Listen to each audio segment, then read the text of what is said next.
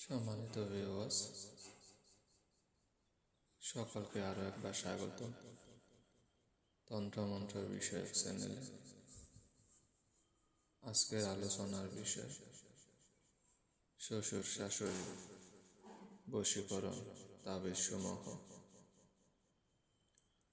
অনেকে তন্ত্রমন্ত্র, কালো জাদু, জাদুবিদ্যা এই নামগুলো শুনলেই কেন জানি মনে করেন এগুলা হয়তো সবগুলাই খারাপ কাজ, সবগুলাই মনে হয় খারাপ কাজের সাথে জড়িত। আসলে তন্ত্রমন্ত্র মূলত হচ্ছে ভালো জিনিস। পোকা পণ্ডিত, লজ্জাতুন্নেসা, ইন্দ্রজাল, এই যে সকল কিতাবগুলো রয়েছে প্রত্যেকটা কিতাবই ভালো। তার মধ্যে কিছু কিছু শত্রুদেরকে শায়েস্তা করার তদবির রয়েছে এবং কিছু কিছু খারাপ কাজ রয়েছে। তো 100 ভাগের মধ্যে 80% হচ্ছে ভালো কাজ। তো আমাদের তান্ত্রিক জগতে যারা আছেন তারা ভালো কাজগুলো করার চেষ্টাই করে থাকেন। তো কিছু কিছু খারাপ কাজের জন্য মূলত তন্ত্রমন্ত্রকে মানুষ খারাপ মনে করে। যেমন একজন শ্বশুর কিংবা একজন শাশুড়ি একটা মেয়ের প্রতি বা মেয়ের উপর সবসময় যদি অত্যাচার করে, সবসময় নির্যাতন করে, সেই মেয়েটা যদি শ্বশুরকে বশীকরণ করার চেষ্টা করে, শাশুড়িকে বশীকরণ করার চেষ্টা করে, সেটা সে কেন করবে? সে করার উদ্দেশ্য হচ্ছে আমার শাশুড়ি যেন আমাকে ভালো চোখে দেখে, আমার শাশুড়ি যেন আমাকে ভালো মন্দ ব্যবহার করে, আমার সাথে যেন খারাপ আচরণ না করে।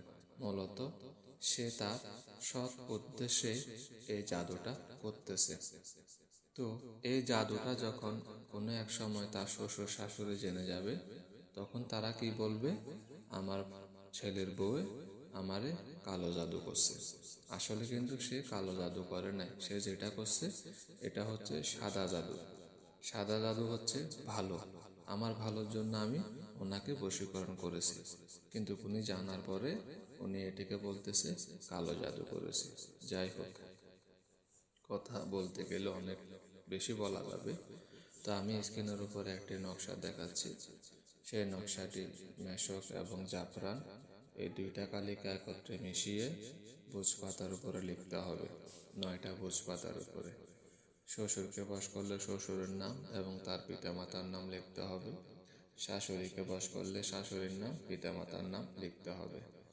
এরপর একমুখী মাটির প্রদীপ পাওয়া যায়, একমুখী মাটির প্রদীপ। সে মাটির প্রদীপে চামেলি তেল দিয়ে সেই প্রদীপটা জ্বালাইতে হবে। এরপর এখান থেকে একটা একটা করে নকশা, প্রতিদিন একটা একটা করে নকশা জ্বালাইতে হবে। এই তদবিরটা 7 দিনেও করা যায়, 9 দিনেও করা যায়, 11 দিনেও করা যায়। আপনি যদি 7 দিনের জন্য করেন 7টা নকশা লিখবেন। যদি আপনি 9 দিনের জন্য করেন 9টা, 11 দিনের করলে 11টা। আর নকশাগুলো 11 দিনে জ্বালাইতে হবে। সবগুলো নকশা একসঙ্গে নয়, প্রতিদিন একটা একটা করে নকশা জ্বালাইতে হবে। এর ফলে শ্বশুর কিংবা শাশুড়ি যার নাম এখানে লিখেছে সে আপনার বশীকরণ হবে, আপনাকে মহাব্বত করবে, আপনার সাথে ভালো ব্যবহার করবে। তিনি খারাপ আচরণ, খারাপ ব্যবহার থেকে বিরত থাকবেন। তো এটাই ছিল আজকে শ্বশুর শাশুড়ি বশীকরণ করার তদবির সমূহ।